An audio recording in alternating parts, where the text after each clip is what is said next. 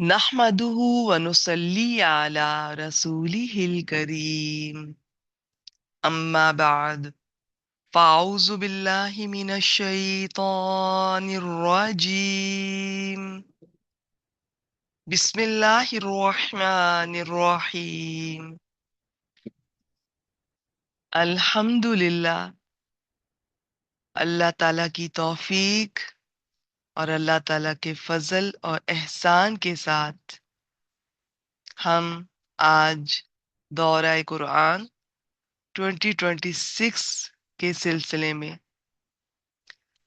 اگلی کلاس میں موجود ہیں، حاضر ہیں۔ یہ سلیکٹو آیات کا دورہ قرآن، سلیکٹو ٹاپکس۔ آج انشاءاللہ تعالی بإذن اللہ ہم اسی سلسلے میں اگلے پارہ نمبر 17 کی چند آیات کے ساتھ آج حاضر ہوئے ہیں۔ اس سفر میں الحمدللہ ہمارا آج 17th پارہ، جز 17 سٹارٹ ہو رہا ہے۔ آج کے جو ٹاپکس ہیں بہت خوبصورت۔ اس پارے میں سورۃ الانبیاء بھی موجود ہے، جس میں بہت سے انبیاء کی کچھ آپ یوں کہہ لیجئے کہ ان کے کچھ واقعات، خاص طور پر ان کی دعائیں، ان کا ذکر ہے۔ تو مختصر سا میں آپ سارے انبیاء کو تو نہیں میں سلیکٹ کر سکی، 1 گھنٹے میں کور کرنا یہ تو ناممکن ہے۔ پھر جو 3 آپ کے لیے سلیکٹ کیے ہیں وہ بھی بہت مختصر ہی میں آپ سے شیئر کر پاؤں گی، لیکن انشاءاللہ تعالی میری یہ دعا بھی ہے، میری نیت ہے، میری کوشش رہے گی کہ نیکسٹ ٹائم کبھی بھی موقع ملے تو یہ قصص الانبیاء، انشاءاللہ تعالی جو انبیاء کے قصے قرآن مجید میں موجود ہیں ان پر بات ہوگی، تو تب نسبتاً تفصیل سے ان کے واقعات، ان کی جو ہستیاں ہیں، ذات ہے، ان میں سے ہمارے سیکھنے کے لیے جو باتیں ہیں اور جو ان کی آزمائشیں۔ آپ کو پتہ ہے نا کہ انسانوں میں سب سے زیادہ جو اعلیٰ درجے کی آزمائشیں ہیں وہ انبیاء پر آتی ہیں۔ پھر ان آزمائشوں میں ان کی ثابت قدمی، خاص طور پر ان کا اللہ پر توکل اور دعائیں، یہ ہم دیکھیں گے بھی انشاءاللہ تعالی نیکسٹ ٹائم۔ اس کا الگ سے کورس آرگنائز کریں گے انشاءاللہ تعالی، اور وہ دعائیں یاد بھی کریں گے، اپنی زندگیوں میں شامل کریں گے۔ آج بھی میں کم از کم 3 دعائیں لے کر حاضر ہوئی ہوں، بہت پیاری، اور شروع کرتے ہیں۔ میں تو بہت آج ایکسائٹیڈ ہوں۔ میرا پسندیدہ جو ٹاپک ہے ایک دعا کا، آج اس پر انشاءاللہ تعالی یعنی دعاؤں کی صورت میں آج کا دورہ قرآن ہونے والا ہے۔ شروع کرتے ہیں۔ سب سے پہلے سورۃ الانبیاء 69، ابراہیم علیہ السلام کا ذکر چل رہا ہے قرآن مجید میں کئی مقامات پر۔ سب سے زیادہ جس نبی جس رسول کا ذکر ملتا ہے وہ موسیٰ علیہ السلام ہے، قرآن مجید میں سب سے زیادہ ان کا ذکر ملتا ہے، اور پھر ابراہیم علیہ السلام کا۔ اور ابراہیم علیہ السلام سے جو اللہ تعالیٰ کی ایک جو پسندیدگی ہے نا، خاص محبت وہ نظر آتی ہے ہر نبی کے ساتھ۔ دیکھیں ہر انسان کے ساتھ اللہ کا ایک اپنا خاص تعلق ہوتا ہے، آپ کے ساتھ ایک اپنا خوبصورت تعلق ہے، میرا ایک اپنا تعلق ہے اللہ تعالیٰ کے ساتھ۔ اسی طرح انبیاء اور سب انبیاء کا اللہ تعالیٰ کے ساتھ ایک ڈیفرنٹ تعلق تھا، تو کمپیریزن ہم نہیں کر سکتے۔ بعض کو قرآن مجید میں ہمیں پتہ چلتا ہے بعض کو بعض پر اللہ تعالیٰ نے فضیلت عطا فرمائی، کسی کو کوئی معجزہ دیا، کسی کو کوئی فضیلت۔ اب موسیٰ علیہ السلام سے ایک جو بڑا ایک اور ہی ایک لاڈ والا تعلق تھا، اور ابراہیم علیہ السلام سے ایک اور ہی ان کی جو ان کا محبت کا انداز تھا، اللہ تعالیٰ اس کی بہت قدر کرتے نظر آتے ہیں، اور وہ چاہتے ہیں کہ ہم سب فالو کریں ابراہیم علیہ السلام کو۔ اب یہاں پر میں ان کی پوری ہسٹری تو شیئر نہیں کر سکتی، کس طرح وہ جب ینگ تھے، چھوٹی سی ایج میں ہی، بعض کہتے ہیں ٹین ایجر ہوں گے، تو انہوں نے کس طرح غور و فکر کرنا شروع کیا توحید کو، وہ سمجھنا چاہتے تھے۔ گھر میں جو ان کا ماحول تھا، اب گھر میں اب یوں سمجھ لیں کہ جو والد تھے ان کے، بہت وہ جو اعلیٰ درجے کی کلاس ہوتی ہے، جو بادشاہوں کے قریب، اور یہ بت بنانا، بیچنا، اور یہ سارے کام، تو وہ بہت وہ احترام کی نظر سے وہاں پر دیکھے جاتے تھے، اور یہی کام ان کے اپنے گھر میں ہو رہا تھا۔ وہاں پر ایک ایسا بیٹا پیدا ہوتا ہے کہ جو ان چیزوں سے متنفر ہے، نفرت کرتا ہے، پسند نہیں کرتا، اور وہ جاننا چاہتا ہے کہ حقیقت کیا ہے۔ پھر ان کی ساری لائف کس طرح سے انہیں اس راستے میں کیا کیا مشکلات پیش آئیں، انہیں پہلے تو آگ میں ڈالا گیا، پھر نکال دیا گیا، ہجرت کرنے پہ مجبور کیا گیا، پھر وہاں پر کس طرح سے وہ اپنی پہلی بیوی کے ساتھ جب مصر جاتے ہیں، وہاں پہ کن مشکلات کا سامنا کرنا پڑتا ہے۔ پہلی بیوی چچا زاد ان کی کزن تھی، حضرت سارہ۔ پھر وہ مصر میں جب گئے ہیں، وہاں پہ کن مشکلات کا سامنا کرنا پڑا، تو ان کی بعض کہتے ہیں کہ وہ بیٹی تھی، جو دوسری بیوی تھی حضرت ہاجرہ، اور یہ سارا واقعہ انشاءاللہ تعالیٰ آپ سے میں بعد میں شیئر کروں گی۔ پھر کس طرح اللہ کا حکم ہوتا ہے، اور حضرت ہاجرہ اور حضرت اسماعیل علیہ السلام، پہلے حضرت اسماعیل پیدا ہوئے ہیں دوسری بیوی سے، اور بعد میں حضرت اسحاق پیدا ہوئے ہیں پہلی بیوی سے۔ تو کوئی سچویشن ایسی بنی تھی کہ پھر اللہ کا بھی اذن تھا کہ حضرت ہاجرہ اور حضرت اسماعیل کو مکہ میں چھوڑ آئے، اور وہاں پر کوئی، آپ کو پتہ ہے، کوئی انسان نہیں تھا وہاں پر اس وقت، نہ کوئی درخت، نہ پانی۔ تو یہ اس واقعے سے تو آپ جانتے ہی ہوں گے اسماعیل علیہ السلام کے، تو یہ انشاءاللہ تعالیٰ سب دیکھیں گے۔ ابھی فی الحال جب انہیں آگ میں ڈالا گیا، تو اللہ تعالیٰ نے کیا فرمایا، اور اس موقع پر قرآن مجید میں یہ نہیں ہے، لیکن یہ ہمیں ویسے پتہ چلتا ہے کہ جو ان کے کلمات تھے، حسبی اللہ و نعم الوکیل، وہ انہوں نے ادا کیے کہ میرے لیے اللہ کافی ہے، اور کتنا اچھا کارساز ہے، کام بنانے والا۔ تو یہ ان کے الفاظ تھے، یہ ان کی دعا تھی۔ تو توکل پہ کچھ بات کریں گے۔ یہ اور بات ہے کہ جو پیغمبروں کا توکل ہوتا ہے نا، وہ ایک اعلیٰ درجے کا ہوتا ہے، وہ تو اسباب کے بغیر بھی ہوتا ہے۔ چلے مختصر دیکھیں گے انشاءاللہ تعالیٰ۔ تو یہ کوئی چھوٹی بات نہیں ہے، دیکھیں، چاہے پیغمبر بھی تھے لیکن ایک انسان تھے، آگ میں ڈالا جائے، کچھ لمحے ہو سکتا ہے کہ کوئی خیال آیا ہو، آتا ہو، لیکن ابراہیم علیہ السلام کے بارے میں جو قرآن مجید میں ہمیں ایک جھلک ملتی ہے ان کی شخصیت کی، وہ یہی ملتی ہے، ہمارے سامنے یہی آتا ہے کہ یہ اللہ کا حکم پا لینے کے بعد، سن لینے کے بعد، مل جانے کے بعد، یہ سوچتے نہیں تھے کہ کرنا ہے یا نہیں، ابھی کرنا ہے، یہ کچھ دیر کے بعد، بس وہیں پہ تیار ہو جاتے تھے۔ اور جیسا باپ، بیٹا بھی ویسا۔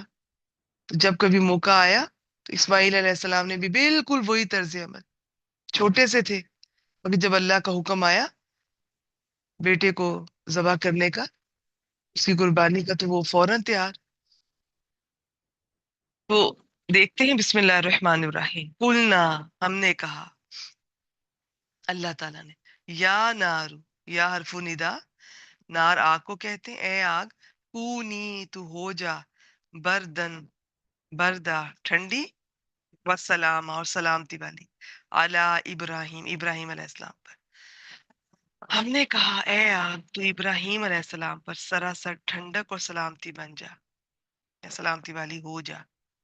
بعض کہتے ہیں کہ اگر یہ صرف برتن کا لفظ استعمال کرتے تو یہ ٹھنڈی ہو جاتی ہے، اتنی ٹھنڈی ہو جاتی ہے۔ آپ کو پتہ ہے نا کہ سردی بھی جب حد سے بڑھ جاتی ہے تو جس طرح گرمی تکلیف دیتی ہے، سردی کے اپنے نقصانات ہیں، تکلیف پہنچاتی ہے، لیکن ساتھ اللہ تعالیٰ نے سلامتی والی کہا، وہ ٹھنڈی ہوگی۔ سب نے یہ دیکھا، خیر اس کے بعد پھر انہیں ہجرت کر جانے پہ مجبور کیا گیا، اب چلے گئے۔ یہ تھے، ان کی بیوی تھی، اور ایک ان کے یہ بھتیجے لوط علیہ السلام، وہ پھر ایک اور جگہ پر چلے گئے تھے، وہاں پر انہوں نے اللہ کی دعوت کا کام کیا، اور لوط علیہ السلام پر سوائے ان کی بیٹیوں کے کوئی بھی ایمان لے کر نہیں آیا تھا۔ ایون ان کی اپنی بیوی بھی، وہ جو قوم لوط کا جو وہ کام کرتے تھے وہ اسے پسند کرتی تھی، کوئی بالکل ہی مختلف ان سے. خیر یہ ساری تفصیلات بھی انشاءاللہ تعالیٰ انبیاء کا جب ذکر ہم شیئر کریں گے تو اس میں ہم دیکھیں گے ہلکے پھلکے انداز میں، آسان اور سادہ انداز میں. انشاءاللہ تعالیٰ فوکس یہی ہوگا، ان شخصیات کو ہم نے اوتھینٹک قرآن اور حدیث کی روشنی میں جاننا ہے. میں آپ کو بتا دوں آج بھی جو انبیاء کرام کے میں واقعات آپ سے شیئر کروں، ان کے بارے میں بہت کچھ غلط انفارمیشن بعض کتابوں میں موجود ہے، اور وہی بچپن سے ہمیں پڑھائی جا رہی ہے. اور صرف انبیاء نہیں، اور بھی بہت سے ایسے واقعات ہیں. کچھ روایات ہیں جو بنی اسرائیل سے چلی آ رہی ہیں. کچھ روایات کے بارے میں تو ہمیں حدیث سے پتہ چلتا ہے کہ وہ روایات جن کا قرآن ان کی نفی نہیں کرتا، نگیٹ نہیں کرتا، اور حدیث بھی نہیں کرتی، ان کو لے لینے میں کوئی حرج نہیں ہے. مگر جن کا قرآن اور حدیث ان کی نفی کر رہے ہیں تو ان کو بالکل فالو نہیں کرنا. اور بہت ساری ایسی ہیں کہ عقل بھی نہیں مانتی ان کو. تو یہ آپ علم حاصل کریں گے تو آپ کو پتہ چلے گا. تو اب ہم دیکھتے ہیں آج توکل. کیونکہ یہ تو آج ہم جانتے ہیں نا کہ آگ ٹھنڈی ہو گئی تھی. اس وقت ہو سکتا ہے ابراہیم علیہ السلام کو یہ ہو کہ آج بس ٹھیک ہے اللہ نے امتحان لیا ہے، ہو سکتا ہے کہ یہی آخری میرا وقت ہو. یہ تو ہمیں نہیں پتا انہوں نے کیا سوچا، کیا ذہن میں تھا. یہ تو جتنا قرآن اور حدیث سے پتا چلتا، ہو سکتا ہے کہ ان کو یہ لگتا ہو کہ یہ بس یہیں پر تک تھا میرا سفر،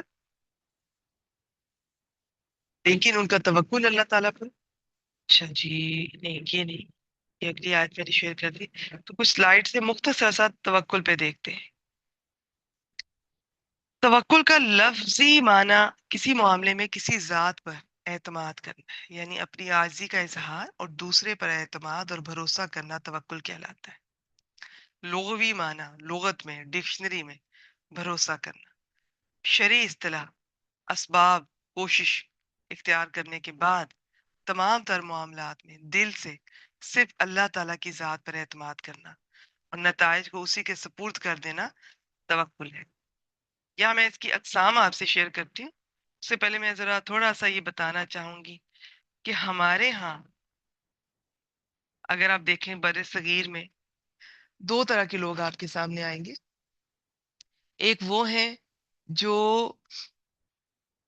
اتنا توکل ہے اللہ پر کہ جو پسندیدہ نہیں ہے، جو غلط ہے، جائز ہی نہیں ہے، ہاتھ پر ہاتھ دھرے بیٹھے رہیں گے، کوئی کوشش نہیں کریں گے، کوئی محنت نہیں کریں گے، کوئی اسباب اختیار نہیں کریں گے. اللہ مالک ہے، اللہ دیکھ لے گا. یاد رکھیے گا. دیکھیے اب آپ بیمار ہیں، بیمار ہو گئے، بے شک اللہ کی طرف سے ہے، آزمائش ہے اور رحمت بھی ہے. اب یہ سوچ رہے ہیں کہ جی وہ پتہ بھی نظر بھی آ رہا ہے کہ جب تک ڈاکٹر سے نہیں ملیں گے شفا نہیں ملے گی. نہیں جی، بس اللہ تعالیٰ خود ہی دے دیں گے شفا. بعض سچویشن میں اور طرح سے ہوتا ہے کہ ٹھیک ہے ڈاکٹرز نے جواب دے دیا ہے، وہاں پر اللہ نے آپ کو شفا دے دی ہے، وہ ایک اور بات ہے. لیکن ابھی پتہ بھی نہیں ہے بیماری کیا ہے، کیوں ہے، تکلیف ہے، اور بس گھر میں بیٹھے ہوئے. ہاں ڈاکٹر سے ضرور ملے، میڈیسن ضرور استعمال کریں، مگر اس کے بعد یہ نہ سوچیں کہ ڈاکٹر نے شفا دی ہے. شفا اللہ نے دی ہے. یہ ہوتا ہے توکل. اسباب اختیار کریں، کوشش کریں، مگر ذہن میں یہ ہو کہ یہ جو مدد ہے یہ اللہ تعالیٰ کریں گے، حتمی نتائج رزلٹ اللہ کے ہاتھ میں ہے. تو ہمارے ہاں اس طرح نہیں ہوتا، بہت افسوس کے ساتھ. اور وہ خوش ہے اس پر، بڑا توکل ہے جی اللہ پر، اتنا توکل ہے. خود بھی تعریف اپنی بھی کر رہے ہوتے ہیں، لوگ ان کی تعریف کر رہے ہوتے ہیں. یہ توکل تو پسندیدہ ہی نہیں ہے، یہ تو توکل ہی نہیں ہے، یہ تو سستی ہے، غفلت ہے، کمزوری ہے. آپ قرآن مجید پڑھیں گے تو آپ کو اندازہ ہوگا کہ اس میں جو قوم، جو لوگ خود اب کوشش نہیں کرتے ہیں، محنت نہیں کرتے ہیں، اپنی قسمت بدلنا ہی نہیں چاہتے ہیں، اللہ تعالیٰ ان کے حالات نہیں بدلتے ہیں. حالات ان کے بدلتے ہیں جو کوشش کرتے ہیں، محنت کرتے ہیں، پھر اللہ پہ توکل کرتے ہیں، دعا کرتے ہیں، ان کے حالات بدلے جاتے ہیں. اور باقی تو اگر کوئی یہ کہتا ہے جی کہ بدل گئے ہیں اتنے سالوں بعد بھی، وہ کیا کہتے ہیں کہ اتنے سالوں بعد تو وہ کوڑے کی جگہ بھی بدل جاتی، وہ بھی ایک جگہ پہ نہیں پڑا رہتا. تو یہ نہ سوچیں یہ میرے توکل کا نتیجہ تھا. تو علم نہیں ہے نا، تو اب ان کو ہم کیا کہیں. اب پیار سے سمجھایا جا سکتا ہے اور سمجھانے کے باوجود بھی بعض لوگ نہیں سمجھتے، الا یہ کہ خود ہی علم حاصل کریں قرآن مجید کا، انہیں اندازہ ہو کہ ہم کتنے غلط ہیں۔ علم آ جاتا ہے نا جب زندگی میں، دین کا علم خاص طور پر، تو نا کانسیپٹ کلیئر ہو جاتا ہے، یوں لگتا ہے جیسے دماغ روشن ہو گیا، اب صحیح اور غلط نظر آنا شروع ہو جاتے ہیں۔ اب بدعتوں پر، یہ غیر ضروری توکل پر، یا نہ آپ کا وقت لگے گا نہ انرجی لگے گی۔ اللہ تعالیٰ نے کوئی نہیں کہا اس قسم کا توکل کرو، اپنے آپ کو اذیت میں ڈالے رکھو۔ بعض لوگ اذیت میں پڑے رہتے ہیں، اللہ تعالیٰ نے ایسا کچھ نہیں آپ سے ڈیمانڈ کی۔ آپ بیمار ہیں، ٹھیک ہے، آپ یہ ضرور سوچیں کہ میرے ہو سکتا ہے غلطیاں ہوں، خطائیں ہوں، گناہ ہوں، تو وہ ان پہ غور کریں۔ کوئی حقوق اللہ، حقوق العباد میں کوئی کمی تو نہیں کر رہے، کوئی بھی تکلیف آئے، کوئی بھی آزمائش ہے، سب سے پہلے دیکھیں کہ مجھ سے کوئی غلطی تو نہیں ہوئی۔ نظر آ جائے تو ٹھیک ہے، نہیں آئے تو بھی استغفار کیجئے، اللہ سے دعا کیجئے، پھر اللہ سے اچھا گمان رکھیں کہ یا اللہ یہ تیری طرف سے ہے، آپ نے میرے لیے سلیکٹ کی ہے، اتنی ہزاروں لاکھوں آزمائشوں بیماریوں میں سے آپ نے یہ تکلیف میرے لیے سلیکٹ کی ہے، یقیناً آپ نے میری کیپیسٹی کو مد نظر رکھتے ہوئے سلیکٹ کی ہے۔ یا اللہ مجھے توفیق دے کہ میں اس جو یہ آزمائش ہے اس میں میں ثابت قدم رہ سکوں، جب تک ہے میں اس میں کوئی شکایت نہ کروں، گلہ نہ کروں، میں وہ کہتے ہیں نا جزا فضا میں بے چین نہ ہوں، کوئی ایسے کلمات ادا نہ کروں، کوئی گلہ شکوہ نہ کروں، تو یہ وقت میرے لیے آسانی سے اسے گزارنے کی، اس پر ثابت قدم رہنے کی توفیق عطا فرمائے۔ پھر جب آپ اس میں سے گزرتے ہیں تو کامیاب تو انسان کیا ہوتا ہے، انسان کمزور ہے، موسٹلی تو ہم ناکام ہوتے ہیں ہر آزمائش میں، لیکن چلے جتنی ہم کوشش کر سکیں آخر میں اللہ کی رضا ملتی ہے، اللہ تعالیٰ راضی ہوتے ہیں۔ آج ہم دیکھیں گے ایوب علیہ السلام کے سلسلے میں، انشاءاللہ تعالیٰ میں وہاں آپ سے بات کروں گی کہ کوئی بھی آزمائشیں آتی ہیں نا، تو جہاں اس کے اتنے فائدے ہیں وہاں اس کا یہ بھی ہے، اللہ کی شاباش ملتی ہے، اللہ تعالیٰ خوش ہوتے ہیں، راضی ہوتے ہیں، یوں لگتا ہے جیسے آپ سے کہا جاتا ہے مانگو کیا مانگتے۔ یہ اب دیکھتے ہیں توکل کا، اب اس میں ایک تو ہے عقیدے میں، یہ تو ایمان کا حصہ ہے نا کہ ہر قسم کے نفع نقصان کا مالک سے اللہ ہے۔ ایک ہے اسباب کے ساتھ توکل، یہ جائز ہے، مستحب ہے، پسندیدہ ہے، محنت کی جائے، نتیجہ اللہ پہ چھوڑ دیا جائے، ٹھیک ہے؟ اسباب کے بغیر انبیاء اور اولیاء کا طریقہ تو یہ ہے کہ اسباب موجود نہیں بھی ہے تو ان کا اللہ پہ توکل ہے، لیکن عام انسان کا ایسے نہیں ہونا چاہیے، اور اپنے آپ کو اس طرح کا ولی نہ کوئی سمجھے۔ اور ویسے بیسیکلی میں بتا دوں یہ انبیاء کا ہی ہے، انہیں ہی جچتا ہے، کیونکہ ان کے ساتھ جو وحی کے سلسلے ہوتے ہیں اللہ تعالیٰ کے، وہ دیکھتے ہیں، انہیں اندازہ ہوتا ہے۔ عام انسان کا اسباب اختیار کرے، محنت کریں، کوشش کریں، پھر توکل کریں۔ ایک حدیث مبارکہ کا مفہوم ہے کہ آپ اونٹ کا گھٹنا باندھیں، اس کے بعد آپ توکل کریں، یہ نہیں کہ اونٹ کو باندھا ہی نہیں اور اللہ تعالیٰ اس کی حفاظت کریں گے، یہ غلط ہے۔ یہ اور بات ہے کہ ہمارے اس توکل کے نتیجے میں، اس نادانی کے نتیجے میں کبھی اللہ تعالیٰ ہمارا بھرم رکھ لیتے ہیں، ہمارے جو جس طرح ہم نے سوچا ہوتا ہے، لیکن یہ درست نہیں۔ اس کے بہت سارے فوائد اور فضائل ہیں۔ توکل کرنے والا اللہ تعالیٰ اور اس کے حبیب صلی اللہ علیہ وسلم کے فرمان پر عمل کرتا ہے، لوگوں سے بے نیاز ہو جاتا ہے، اللہ تعالیٰ غیب سے رزق عطا فرماتے ہیں، اللہ تعالیٰ کو پسند ہے، اللہ تعالیٰ محبت کرتے ہیں، اور کیا چاہیے؟ توکل کرنے والے کو دنیا اور آخرت کی بے شمار بھلائیاں نصیب ہوتی ہیں۔ سب سے بڑا فائدہ یہ ہے کہ اس سے ایمان محفوظ ہو جاتا ہے، کیونکہ شیطان جب کسی کے ایمان پر حملہ آور ہوتا ہے تو سب سے پہلے اس کا اللہ پر یقین اور بھروسہ کمزور کر دیتا ہے۔ لہٰذا اگر آپ اپنے ایمان کی حفاظت کرنا چاہتے ہیں تو اللہ پر کامل بھروسہ رکھیے۔ اچھا، ہم میں سے بہت لوگوں کے ساتھ ایسے ہوتا ہے جب کہ مشکلات آتی ہیں، تھوڑی سی بھی لمبی ہو جائے نا، کوئی بیماری لمبی ہو جائے تو ہم مایوس ہونے لگتے ہیں۔ وہ اصل میں وہ ہے توکل کہ آپ کو کوئی راستہ بھی نظر نہیں آ رہا، بظاہر کوئی امید نظر نہیں آ رہی، مگر پھر بھی آپ کا اللہ پر بھروسہ ہے کہ میرا رب جو میں کر سکتی تھی میں نے کیا، اب بس دعا ہے اور امید ہے کہ میرا رب میری مدد کرے۔ توکل کے فوائد اور فضائل، اللہ پر توکل کے ثمرات میں سے یہ ہے کہ شیطان سے، اس کی چالوں سے حفاظت ہو جاتی ہے۔ اچھا، پھر جب آپ اللہ کے راستے میں نکلتے ہیں نا، तवक्कुल भी करते हैं और अल्लाह के रास्ते में होते हैं, वो शुरू में तो शैतान के हमले बहुत ज्यादा होते हैं, आहिस्ता आहिस्ता वो कमजोर होने लगते हैं। फिर आपका अल्लाह ताला के साथ ताल्लुक जैसे जैसे मजबूत होने लगता है, यूं समझें कि एक तरफ से आपके अंदर कुरान मजीद दाखिल हो रहा है, अल्लाह ताला के साथ ताल्लुक बिल्ट हो रहा है, दूसरी तरफ शैतान के हमले हैं, वसवसे हैं। तो ये दोनों अब काम चल रहे हैं। जब आप नए नए कुरान मजीद से जुड़ेंगे तो ये हमलों और वसवसों का पोर्शन ज्यादा होगा, अटैक ज्यादा होंगे। अभी कुरान मजीद थोड़ा थोड़ा अंदर जा रहा है, आहिस्ता आहिस्ता वो अंदर जा रहा है, बढ़ता जा रहा है, उसके असरात बढ़ते जा रहे हैं, अब वो मजबूत होता जा रहा है। इधर वाला जो पोर्शन था शैतान का, वसवसों और हमलों का, वो कमजोर होता जाता है। फिर अल्लाह ताला की खास मदद आती है। आप कुरान मजीद में ये पढ़ेंगे इंशाअल्लाह ताला, शैतान ने अल्लाह ताला से मोहलत मांगी हुई है क्यामत तक के लिए, और उसने खुला खुला कुरान मजीद में हमें पता चलता है, उसने कहा है मैं यहाँ से भी आऊंगा, यहाँ से भी आऊंगा, आगे से भी, पीछे से भी, मैं तेरे बंदों को बरगलाऊंगा, बहकाऊंगा। ठीक है, अल्लाह ताला ने कहा कि तू तुझे मोहलत दी, तूने जो करना है कर ले, लेकिन जो मेरे खास बंदे हैं, उन पे तेरा बस नहीं चलेगा। और ये कौन है इनके, इंशाअल्लाह ताला कुरान मजीद में हम इनके बारे में जाने। तो अब इसमें इसके समरात में से ये भी है कि दुश्मनों के खिलाफ मदद और उन पर फतह याबी मिलती है, फिर गुमराही से हिदायत की तरफ रास्ते खुलने लगते हैं, दुनियावी मामलात में किफायत हो जाती है, नागवार चीजों से हिफाजत हो जाती है, इंसान के लिए बस अल्लाह ही काफी हो जाता है। इसकी मैं देखती हूँ और भी स्लाइड है। हाँ, एक ये भी है, कैसे इसे अपने अंदर लेकर आए, इसकी मालूमात हासिल कीजिए। सबसे ज्यादा तो मैं ये कहूंगी, मैं आपको रिकमेंड करूंगी कुरान मजीद से जुड़ जाए। जैसे जैसे कुरान मजीद से आप जुड़ती जाएंगी, एक एक दिन गुजरता जाएगा, हर रोज एक नई आयत पढ़ती जाएंगी, समझती जाएंगी। अच्छा, आपको लगेगा कि बस मैंने सुन ली है, मैंने पढ़ ली है, और बस दिन चला गया, अब अगली आयत, अगला सबक। हो सकता है आपको कुछ दिन, कुछ हफ्ते लगे कि कुछ मैं महसूस कर ही नहीं रही, लेकिन कोई मौका ऐसा आएगा, कुछ अरसे के बाद आपको खुद महसूस होगा आप बदल रही हैं, दिल बदल रहा है।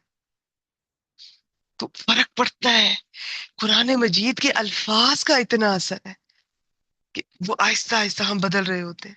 फिर किसी मौके पे यकदम वो बदलाव इतना खुलकर सामने आता है कि पहले जब ये सिचुएशन होती थी तो मेरा रिएक्शन कैसा होता था, अब मेरा कितना रिएक्शन बदल गया। कुरान मजीद से जुड़े तो तवक्कुल बदल, कभी अंबिया किराम, कभी सहाबा किराम के वाकयात, कभी नबी अकरम सल्लल्लाहु अलैहि वसल्लम की सीरत की वाकयात की झलक हमारे सामने आती है। उन आयात को समझने के लिए हम सीरत को पढ़ते हैं, तो वो तो आपका तवक्कुल बढ़ता जाता है डे बाय डे। तवक्कुल, और जो जो भी बुजुर्गाने दीन है उनके अकवाल का मुताला कीजिए, उनके वाकयात का मुताला कीजिए, मखलूक की मोहताजी से बचने का आज़म कर लीजिए, हर वक्त अल्लाह ताला से पनाह मांगिए, दुआ कीजिए। तवक्कुल के फवायद का पता होगा ना, फजाइल का पता होगा, तो फिर ये आसान होगा आपके लिए इख्तियार करना। जो तवक्कुल करने वाले हैं उनकी सोहबत इख्तियार कीजिए और तवक्कुल की दुआ कीजिए। अल्लाह ताला हमें आप पर सही वाला तवक्कुल रखने की तौफीक अता। एक यहाँ पर दुआ है, ये आमतौर पर जब घर से बाहर निकलते हैं मैं जरूर रिकमेंड करूंगी। जब हम घर से बाहर निकलते हैं, हमें अंदाजा नहीं है कि कितनी मखलूकात हैं, कहाँ से कौन हमें देख रहा है, हमला कर रहा है, नुकसान पहुंचाना चाह रहा है। तो जब भी हम ये दुआएं पढ़ते हैं, आयतुल कुर्सी पढ़ते हैं, बाहर जब जाते हैं, अल्लाह ताला की हिफाजत में आ जाते हैं। अल्लाह ताला ने हमारी हिफाजत के लिए फरिश्ते मुकर्रर किए होते हैं। जो फरिश्ते हमारे आमाल लिखते हैं वो अलग से हैं, हिफाजत वाले अलग से हैं। तो जितना आपका तवक्कुल भी होगा और जितनी ये दुआएं मांगेंगे, और ये मसनून दुआएं, तो ये खुद भी याद करें, अपने बच्चों को भी याद दिलाएं। ये मैं इंशाल्लाह ताला ग्रुप में भी शेयर करूंगी। हजरत अनस बिन मालिक रजी अल्लाह ताला अन्हु से रिवायत है, रसूलुल्लाह सल्लल्लाहु अलैहि वसल्लम ने फरमाया, जब बंदा अपने घर से निकले ये कलिमात कह ले, बिस्मिल्लाहि तवक्कलतु अलल्लाह, ला हौला वला कुव्वता इल्ला बिल्लाह। अच्छा, हमारे यहाँ ना बाज लोग सिर्फ ला हौला वला कुव्वता पढ़ते हैं, तो हालांकि वो बात अधूरी रह जाती है, असल बात ये है इल्ला बिल्लाह। तर्जुमा पढ़ेंगे तो अंदाजा होगा। अल्लाह के नाम से, मैं अल्लाह अज्जा वजल पर भरोसा करता हूँ, کسی شر اور برائی سے بچنا، لا حول، اس کے اس میں کچھ تفصیلات ہیں، ضروری نہیں کہ ہر لفظ لکھا ہوا ہو، کچھ وہاں پہ مانے جاتا ہے کہ جی یہاں پر یہ مانا ہے، یہ بات ہو رہی ہے، ٹھیک ہے؟ تو یہ تفصیلات ہے، یہ جب ہم عربی گرامر کا کورس کرتے ہیں تو ہمیں اندازہ ہوتا ہے۔ کسی شر اور برائی سے بچنا اور کسی نیکی یا خیر کا حاصل ہونا، کہ نہ ہم کسی برائی سے بچ سکتے ہیں نہ نیکی کر سکتے ہیں اللہ کی مدد کے بغیر، ممکن نہیں مگر اللہ کی مدد کے ساتھ۔ یہاں لکھا ہے اللہ باللہ، اللہ کے ساتھ مراد اللہ کی مدد۔ ہم بس یہی کہہ دیتے ہیں لا حول ولا قوت، آپ نے اکثر دیکھا ہوگا، اکثر لوگ یہی کہتے نظر آتے، تو یہ غلط ہوتا ہے، یہ ادھورا بھی ہے، غلط بھی ہے۔ اس کا مطلب ہے کہ نہ کوئی کسی شر اور برائی سے بچ سکتا ہے نہ کسی نیکی یا خیر وہ کر سکتا ہے، بس اس کا یہ مطلب۔ ساتھ یہ کہنا ضروری ہوتا ہے اللہ باللہ، مگر اللہ کی مدد کے بغیر، یعنی کہ اللہ کی مدد کے بغیر نہیں کوئی یہ کر سکتا۔ اچھا آپ یہ دیکھ لیجئے، ہم کسی برائی سے خود اپنی ول سے، کوشش تو ہم کر سکتے ہیں، مگر جب تک اللہ کی مدد نہ ہو ہم نہیں بچ سکتے۔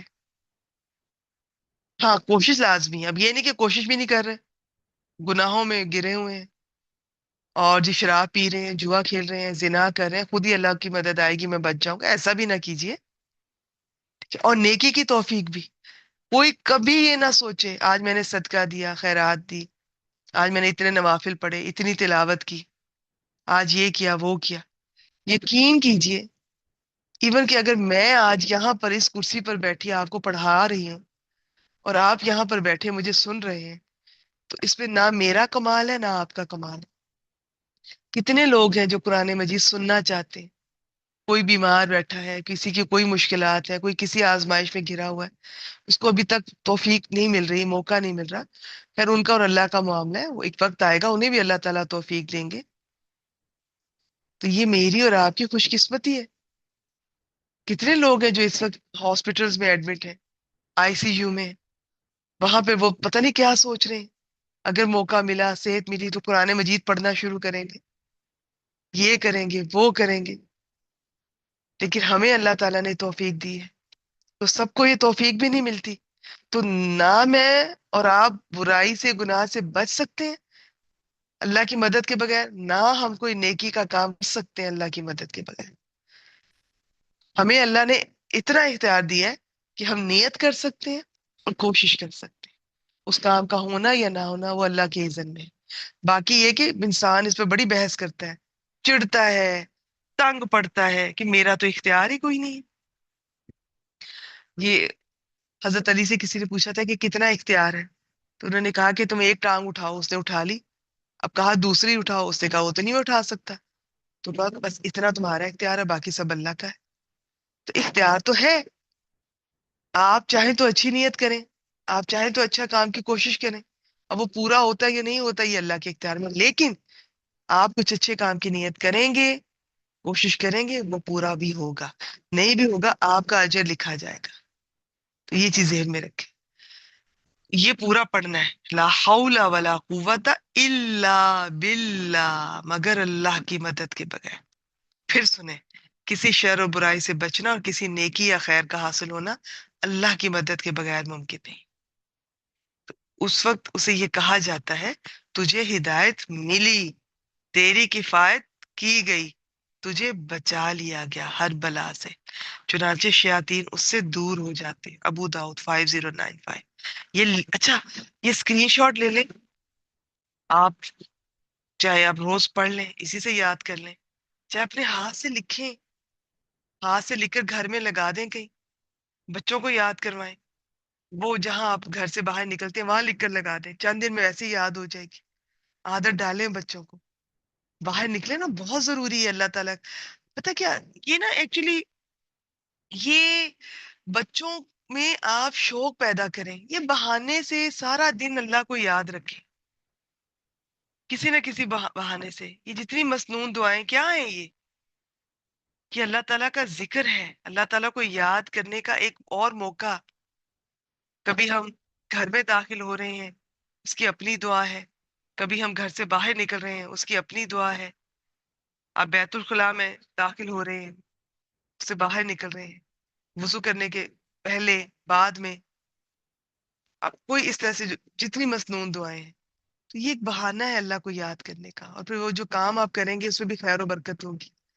ہمیں اندازہ ہی نہیں ہے کہ ہماری ان دعاؤں سے ہم کتنی مصیبتوں سے، کتنی مخلوقات جو ہم نہیں دیکھتے ہیں، یہ جو شیاطین ہیں، جن شیاطین، ان سے ہم محفوظ ہو جاتے ہیں۔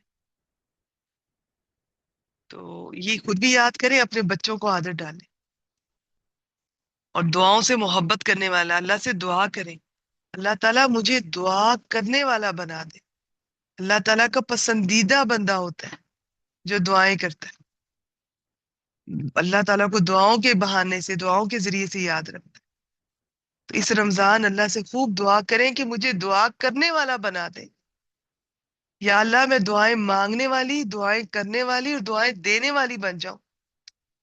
کبھی میں کچھ ایسا کام کروں، مجھے توفیق دے، میں ایسا کام کروں کہ میں لوگوں کی دعائیں لوں، لوگوں کو زبان سے نہ کہیں کہ میرے لیے دعا کریں، نہ کہیں کہ مجھے دعاؤں میں یاد رکھیں، آپ کام ایسے کریں کہ اگلا بندہ آپ کو دعائیں دے، وہ آپ کو یاد رکھے، آپ اسے بھولیں گے ہی نہیں۔ اچھا، بڑی دفعہ ایسے ہوتا ہے، شاید آپ کے ساتھ بھی ایسا ہوتا ہوگا اس سے بھی بڑھ کر، کیا آپ نے کسی کی کوئی بات سنی، مشورہ دیا، یا اسے اچانک سے کسی کو یاد کیا، فون کر لیا، میسج کر لیا، کوئی پریشان تھا، اس کی پریشانی سن لی، مشورہ دے دیا، بعد میں کئی عرصے بعد وہ آپ کو بتاتا ہے کہ بھی اس وقت میں بہت پریشان تھا، تم نے مجھے یاد رکھا، اور سب مجھے بھول گئے تھے، تم نے مجھے یاد رکھا، تم نے فون کیا، تم نے میسج کیا، تم نے میری بات سنی، تم نے مشورہ دیا۔ اب حالانکہ آپ کو تو نہیں پتا تھا کہ وہ پریشان ہے، آپ کو تو اللہ نے آپ کے دل میں ڈالا، تو یہ نیکی کس نے کروائی؟ اللہ نے، آپ کو یہ توفیق اللہ نے دی، سامنے والے کی دعائیں، اور وہ کبھی بھی نہیں آپ کو بھولتا، اور وہ ساری زندگی آپ کو دعائیں دیتا ہے۔ تو دعا کیا کریں، یا اللہ مجھے دعائیں دینے والا اور دعائیں لینے والا بنا، یا اللہ مجھے، میری اولاد، میری نسلوں کو دعائیں کرنے والا، تجھ سے دعائیں مانگنے والا، تجھے دعاؤں کے ذریعے یاد رکھنے والا بنا دے۔ یا اللہ مجھے، میری نسل کو، میری اولاد، میری نسلوں کو دعائیں لینے والا بنا دے۔ چلیے جی اگلی دعا پہ چلتے ہیں، بہت خوبصورت۔ بسم اللہ الرحمن الرحیم۔ و ایوبا، اور ایوب علیہ السلام، اذ نادا، جب اس نے پکارا، ربا ہوا، اپنے رب کو، انی، یہ کہ میں، مسانی، مجھے چھوا، مس کرنا، چھونا، ادرو، یہ جو لفظ ہے نا دعا درارا، زبر کے ساتھ ہو، در، درہ، درون، ٹھیک ہے، تو وہ ہوتا ہے کوئی بھی نقصان، پیش کے ساتھ ہو تو اس میں یہ ہوتا ہے کہ کوئی بیماری، آ، بڑھاپا، لاغری، کچھ اس طرح سے یہ ہوتا ہے پہ، ٹھیک ہے؟ تو یہاں پر بیماری ہی مراد ہے کہ بے شک مجھے تکلیف پہنچی ہے، بیماری پہنچی ہے، وَأَنْتَ أَرْحَمُ الرَّاحِمِينَ، اور آپ رحم کرنے والوں میں سب سے زیادہ رحم کرنے والے ہیں۔ اچھا، اب آپ نے نا غور کرنا ہے، یہ حضرت ایوب کی دعا آ رہی ہے، حضرت یونس کی آئے گی، پھر آئے گی حضرت، اس کے بعد حضرت زکریا پر۔ تو آپ تینوں دعاؤں میں دیکھیے گا کہ یہ انتا کے ساتھ دعا کرتے ہوئے اللہ تعالیٰ کے پیارے پیارے نام یا صفات کا ذکر کرتے ہیں کہ آپ یہ ہیں۔ تو یہ بہت انداز خوبصورت ہے دعا کرنے کا، ٹھیک ہے؟ اور پھر آپ یہ دیکھیے گا، چلیے میں انشاءاللہ تعالیٰ اس پہ بات کرتی ہوں، اس کے بارے میں تھوڑا سا میں ذکر کر دوں کہ ایوب علیہ السلام کی جو آزمائش تھی وہ ایسی تکالیف کے ساتھ ہوئی جن پر صبر لازم تھا۔ حقیقت یہ ہے کہ شکر اور صبر یہ لازم و ملزوم ہے۔ دیکھیں اللہ تعالیٰ کے کچھ انبیاء تھے جیسے سلیمان علیہ السلام اور ان کے والد داؤد علیہ السلام، داؤد علیہ السلام اور سلیمان علیہ السلام ہم قرآن مجید میں دیکھیں گے انشاءاللہ تعالیٰ۔ ان کی آزمائش نعمتوں کے ساتھ ہوئی، انہیں وہ نعمتیں ملی، وہ سلطنت ملی کہ دنیا میں آج تک کسی کو نہیں ویسی ملی، اس پہ شکر واجب تھا۔ جبکہ ایوب علیہ السلام کی آزمائش ایسی تکالیف کے ساتھ ہوئی جن پر صبر لازم تھا۔ حقیقت یہ ہے کہ شکر اور صبر لازم و ملزوم ہے۔ صبر وہی کر سکتا ہے جو شاکر ہوگا، اور شکر وہی کرتا ہے جو صابر ہو۔ بے صبرہ شاکر نہیں ہو سکتا، نہ شکرہ صابر نہیں ہو سکتا۔ تو حضرت ایوب کا واقعہ قرآن مجید میں دو جگہ آیا، ایک یہاں سورہ انبیاء میں، ایک سورہ صاد میں۔ تو انشاءاللہ تعالی ہم ان کو دیکھیں گے ان کو کچھ بیماری آئی تھی. اچھا میں یہاں یہ بتا دوں، یہ جو ہم لوگ پڑھتے آئے ہیں نا جی کہ وہ جسم میں کیڑے پڑ گئے اور گوشت بھی نہیں رہا، بس ہڈیاں تھیں، اور وہ کیڑے گر جاتے تھے تو حضرت ایوب اٹھا کے دوبارہ اپنے جسم میں ڈال لیتے تھے، ایسا کچھ نہیں ہے. سب فالس روایات ہیں، اسرائیلی روایات. ہاں بس قرآن مجید سے اتنا پتا چلتا ہے کہ بیمار کو تکلیف آئی ہے، وہ ایسی تھی جس کی وجہ سے ان کی جسمانی تکلیف بھی پہنچی، انہیں ان کے گھر والے بھی یا وہ چھوڑ کے چلے گئے یا وہ بھی فوت ہو گئے، یہ نہیں پتا چلتا، بس ان کی وجہ سے بھی تکلیف پہنچی، ان کے مال کا بھی نقصان ہوا، جو بھی ان کے پاس بہت سارے مال جانور جو بھی تھے سب وہ بھی ختم ہو گئے. انہیں ہر طرح سے آزمایا گیا، بڑے تھے، ہم نبی تھے تو بڑی آزمائش. تو پھر انہوں نے اللہ تعالیٰ سے دعا کی، اور یہ قرآن مجید میں دو جگہ ان کا واقعہ ملتا ہے، تو تفصیلات یہی ہیں کہ وہاں پر یہ سورہ صاد میں فرماتے ہیں، اللہ تعالیٰ نے فرمایا اور ہمارے بندے ایوب کو یاد کرو جب اس نے اپنے رب کو پکارا کہ بے شک شیطان نے مجھے بڑا دکھ اور تکلیف پہنچا. اب تو یہ اللہ تعالیٰ نے ان سے کہا اپنا پاؤں مارو اس جگہ پر، یہ نہانے کا اور پینے کا ٹھنڈا پانی ہے، اور ہم نے اس سے اور اس کے گھر والے عطا کر دیے، یعنی کہ اس پانی سے شفا بھی دے دی، گھر والے بھی. اب وہ کس طرح واپس آئے ہیں، وہی واپس آئے ہیں یا اور مل گئے ہیں، پہلے سے بھی زیادہ مل گئے ہیں، ٹھیک ہے، یہ اللہ بہتر جانتا ہے. اور ان کے ساتھ اتنے اور بھی ہماری طرف سے رحمت کے لیے اور عقلوں والوں کے لیے نصیحت کے لیے. تو یہ ان شاء اللہ تعالیٰ جب آپ سارا قرآن مجید پڑھیں گے تو پھر آپ کو سیکوینس کا اندازہ ہو جائے گا. ایک جگہ سے قرآن مجید کی کسی ایک آیت کو چوز کر کے پڑھنے سے بات پوری نہیں ہوتی ہے، بات پوری سمجھ نہیں آتی.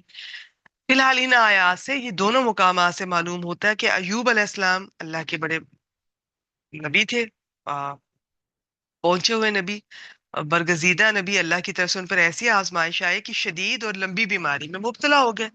ان کے گھر والے بھی جدائی یا فوت ہونے کی وجہ سے ان سے جدا ہو گئے. جب کمانے والے ہی نہ رہے تو مال مویشی بھی ہلاک ہو گئے. مگر ایوب علیہ السلام نے ہر مصیبت پر صبر کیا، نہ کوئی واویلا کیا، نہ کوئی حرف شکایت لب پر لائے. جب تکلیف حد سے بڑھ گئی تو انہوں نے اللہ سے دعا کی، ایک یہ کہ اے میرے رب مجھے شیطان نے بڑا دکھ اور تکلیف پہنچائی. کتنا خوبصورت انداز ہے ایوب علیہ السلام کا. اس بیماری اس تکلیف کو شیطان کی طرف وہ کرتے، وہ یہ نہیں کہتے کہ اللہ تعالیٰ جی آپ نے مجھے پہنچائی. بتا رہے ہیں نا کہ اللہ کو پتہ ہے، اللہ کے اذن کے بغیر تو کوئی تکلیف نہیں پہنچ سکتی. لیکن بہت خوبصورت انداز. تو یہ سیکھنا ہے حضرت ایوب سے، صبر بھی سیکھنا ہے اور یہ بھی سیکھنا ہے کہ جو کوئی دکھ ملتا ہے نا، تکلیف ملتی ہے نا، بیماری پریشانی ملتی ہے نا، کوئی غم ملتا ہے تو اللہ کے سوا کسی کو نہیں بتائیں. یہ جو لوگ محفل محفل مجلس مجلس بیٹھ کر اپنی بیماری اپنے دکھ کا رونا روتے، آپ کو پتہ ہی نہیں ہے کہ آپ لوگوں کے دل سے اتر جاتے ہیں، لوگ آپ سے تنگ ہو جاتے ہیں، آپ کو دیکھتے ہی راستہ بدل لیتے ہیں. آپ کا فون جاتا ہے تو وہ آپ کی کال بھی ریسیو نہیں کرتے، آپ کا میسج رپلائی کرنا چھوڑ دیتے. لوگوں کو روتے ہوئے لوگ اچھے نہیں لگتے، میں نے کل بھی ذکر کیا تھا. لوگ خود دکھی ہیں، لوگوں کو خوش ہنستے ہوئے لوگ اچھے لگتے ہیں. جو شخص ہنستا ہے ہنساتا ہے لوگ اس کے پیچھے بھاگتے ہیں، اس کے پاس بیٹھنا چاہتے ہیں، اس کی باتیں سننا چاہتے ہیں. اور یہ جو اور ایک دفعہ سنیں گے، دو دفعہ سنیں گے، تیسری دفعہ کوئی نہیں سنے گا. میرا یہ دکھ سنو، میں کتنی دکھی ہوں، میری یہ بیماری، ہائے یہ بیماری، ہائے میری بہو اس نے تو میرے ناک میں دم کر رکھا، میں اتنی دکھی ہوں، ہائے میری ساس اس نے تو مجھے یہ تکلیفیں پہنچائی ہیں، میرا سسرال اتنا برا ہے. اچھا بعض لوگوں کی تو عادت ہی یہ ہو جاتی ہے، سارا دن گلے شکوے برائیاں غیبتیں. اچھا اور کچھ ان کو ایسے مل بھی جاتے ہیں، جیسے کسی کو اس کی بہن مل جائے گی یا والدہ مل جائیں گی جو ان کی روزانہ سنیں گی. یہ عادت ہو جاتی ہے بعض خواتین کو، وہ دلچسپی لیتی ہیں لوگوں کے مسئلوں میں اور پھر باتیں کریں گی، اور وہ کہنے والی کو بھی عادت پڑ گئی ہے ایک ایک بات گھر کی سسرال کی شوہر کی بتانی، غیبتیں کرنی، اور سننے والی کو بھی عادت پڑ جاتی ہے. کچھ لوگ ایسے ہوتے ہیں، اللہ تعالیٰ رحم فرمائے انہیں بھی ہدایت دے. ادروائز زیادہ تر یہ ہوتا ہے کہ جب آپ اس طرح سے رونا روتے ہیں نا اور اپنے دکھوں کا پریشانیوں کا بار بار سب کے سامنے جا کر ذکر کریں، لوگ تنگ آ جاتے ہیں۔ اپنی کسی بھی پریشانی کا ذکر صرف اپنے رب سے کریں، کسی کو نہ بتائیں، وہ خود ہی دور کر دے گا۔ بس اتنا ہی بتائیں جتنی کی ضرورت ہے۔ آپ بہت بیمار ہیں تو اتنا تو ذکر کریں نا، گھر والوں کو، شوہر کو پتا ہو کہ یہ اٹھ کر کام نہیں کر سکیں گے۔ بس باقی جو ہے سب دل کی باتیں اللہ سے کریں، باعزت رہیں گے، لوگوں کی نظروں میں باوقار رہیں گے۔ انہوں نے کوئی واہ ویلا نہیں کیا، نہ کوئی شکایت کی۔ جب تکلیف حد سے بڑھ گئی تو بس اللہ سے دعا کی کہ اے میرے رب، مجھے شیطان نے بڑا دکھ اور تکلیف پہنچائی۔ دوسری یہ کہ اے میرے رب، مجھے بیماری لگ گئی ہے اور تو رحم کرنے والوں میں سب سے زیادہ رحم کرنے والا ہے۔ اللہ تعالیٰ کو نا اپنی تعریف بہت پسند ہے، خوش ہوتے ہیں، اور مجھے لگتا ہے کہ ڈیزرو بھی صرف وہی کرتے ہیں۔ اگر آپ کو اندازہ ہو جائے نا کہ تعریف تو صرف رب کی، تعریفیں جچتی ہی اس کو ہیں، تو آپ کا دل ہی نہ کرے کہ کوئی میری تعریف کرے یا آپ کسی کی تعریف کرے، کیونکہ ہم اگر کسی تعریف کے قابل ہیں وہ تو اللہ نے دی ہے وہ خوبی۔ تو اللہ تعالیٰ بہت خوش ہوتے ہیں جب اللہ تعالیٰ کی تعریف کرتے ہیں۔ تو یہ جو تسبیحات ہیں، تو اب یہ دیکھیں سب انبیاء اللہ تعالیٰ کی تعریف بیان کرتے ہیں اور پھر اپنی ساتھ ذکر کرتے ہیں کہ یہ تکلیف ہے۔ اور ان سب کو دیکھیے گا کہ وہ کمی غلطی اپنی مانتے ہیں، ہمارے اندر ہے۔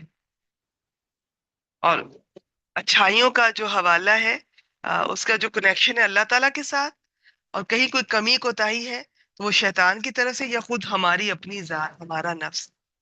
یہ دعاؤں کے مینرز ہیں، ایٹیکیٹس ہیں، سیکھیے۔ اور پھر کہتے ہیں اور تو رحم کرنے والوں میں سب سے زیادہ رحم کرنے والا ہے۔ کوئی آپ کو اس طرح سے کہے کہ باجی آپ اس طرح سے ہیں، آپ بڑی نرم دل ہیں، میں نے آپ کو سب سے بڑھ کر رحم دل، نرم دل پایا ہے، آپ میری مدد کریں۔ تو فرق پڑتا ہے کہ نہیں پڑتا کسی کی بات کرنے کے الفاظ ایسے ہوں، انداز ایسا ہو؟ اب ظاہر ہے ہم نے تو ایسا کوئی کہے گا بھی تو انسانی لیول پہ جتنا ہم کر سکتے ہیں، تو یہ اصل میں اللہ کے لیے لگتا ہے، جچتا ہے اللہ کو۔ اللہ کو ایسے پیارے پیارے ان کی تعریف کریں، اللہ تعالیٰ آپ سب سے زیادہ اچھے، آپ سب سے زیادہ مہربان ہیں، آپ میری مدد کریں۔ اللہ تعالیٰ آپ سب سے زیادہ بخشنے والے ہیں، آپ مجھے بخش دیں۔ اللہ تعالیٰ آپ عیبوں کو ڈھانپنے والے ہیں، آپ میری عیب ڈھانپ دیں۔ اللہ تعالیٰ آپ سب سے زیادہ رحم کرنے والے ہیں، مجھ پہ رحم کریں۔ اللہ تعالیٰ آپ رزق دینے والے ہیں، بہترین رزق دینے والے ہیں، مجھے رزق کریم دیں جس میں کوئی زیادہ محنت بھی نہیں ہوتی، مشقت بھی نہیں ہوتی، آسانی سے ملتا ہے اور حلال بھی ہوتا ہے۔ اور اللہ کے ناموں کو بھی سمجھیں، صفات کو بھی سمجھیں، پھر دعا مانگیں۔ تو اب اس دعا میں انہوں نے اپنی حالت بیان کرنے کے بعد اللہ تعالیٰ کی یہ تعریف کی اور بس اس کو ہی کافی سمجھا۔ پھر اللہ تعالیٰ نے ان کی دعا قبول فرمائی اور حکم دیا کہ زمین پر اپنا پاؤں مارو۔ انہوں نے پاؤں مارا تو ٹھنڈے پانی کا چشمہ وہاں پر نمودار ہو گیا۔ حکم ہوا اسے پیو اور غسل کرو۔ وہ مبارک پانی پیتے ہی اس کے ساتھ غسل کرنے سے ان کی ساری بیماری دور ہو گئی اور پوری طرح صحت مند ہو گئے۔ اللہ تعالیٰ نے انہیں ان کے گھر والے بھی عطا فرما دیے اور اتنے ہی اور عطا فرما دیے۔ باقی اور تفصیلات ہیں، ہم قرآن مجید میں دیکھیں گے۔ بیماری کے دوران انہوں نے کسی سے ناراض ہوئے تھے تو کوئی منت مانی تھی، وہ پھر ہم وہاں پر دیکھیں گے انشاءاللہ تعالیٰ۔ اب ایوب علیہ السلام نے شدید تکلیف دہ بیماری، مال اور اولاد کی ہلاکت، جدائی، اب وہ کس طرح سے تھی، ہو سکتا ہے ہلاکت سے ہو یا ویسے چھوڑ کے چلے گئے۔ ان آزمائش میں جس طرح صبر کیا، پھر جس طرح انہوں نے اللہ کی جناب میں اپنی حالت زار کا ذکر کیا، پھر اللہ تعالیٰ کے ارحم الراحمین ہونے کا واسطہ دیا اور اس واسطے سے دعا کی جسے شرف قبولیت عطا ہوا۔ اس سے چند اسباق حاصل ہوتے ہیں ہمارے لیے۔